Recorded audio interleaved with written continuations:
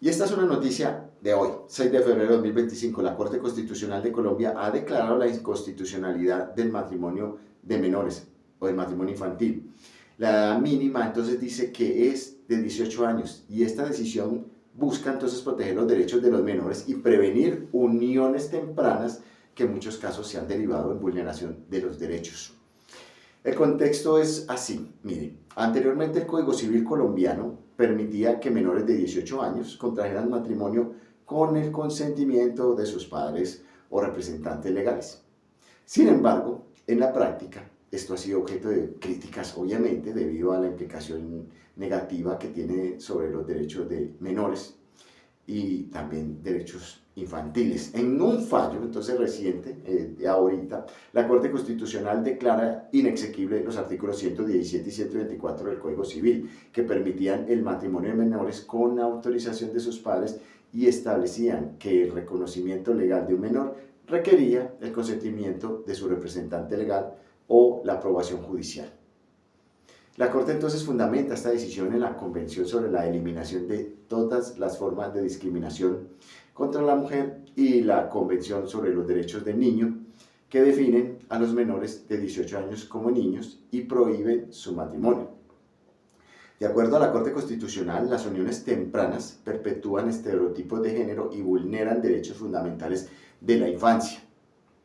¿Qué decían esos artículos? Pues el artículo 117 del Código Civil, pues lo que establecía era efectivamente el permiso para el matrimonio de menores y decía que los menores de edad expresaban no pueden contraer matrimonio sin el permiso expreso y escrito de sus padres legítimos o naturales.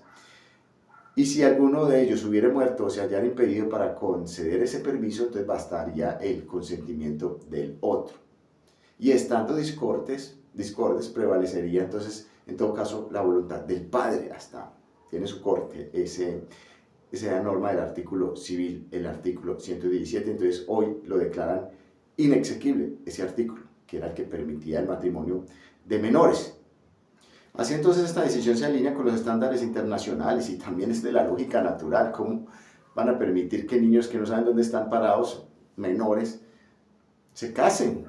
Y además se casen con mayores, por ejemplo, o entre ellos mismos como menores. Eso no estaba bien, ¿sí? Y en Colombia había que hacer ese ajuste, la verdad. En conclusión, entonces, ya no es legal el matrimonio de menores. Y las preguntas que quedan por resolver es cómo se abordarán las uniones tempranas no formalizadas legalmente. Aunque el matrimonio infantil ha sido prohibido entonces, o de menores, persisten las uniones tempranas de hecho, especialmente en áreas rurales y comunidades indígenas.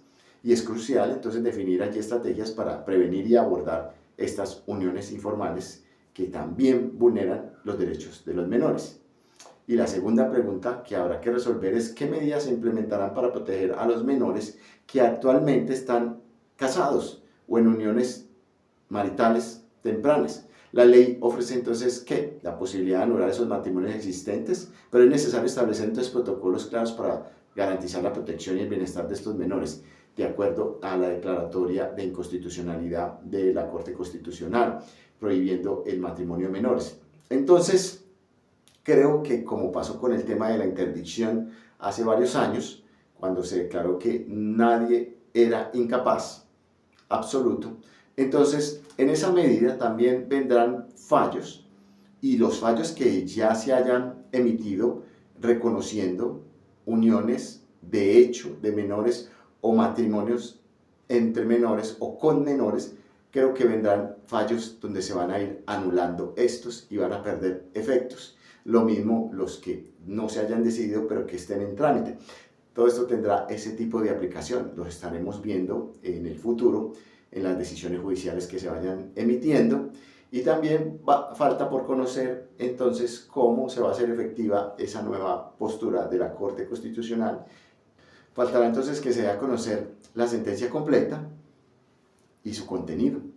Mi nombre es Alex Valencia y nos estamos viendo en otra oportunidad y no olvides dejar tus comentarios, darle like, suscribirte y compartir si crees que es importante este contenido para otros. Nos vemos en una próxima. Saludos.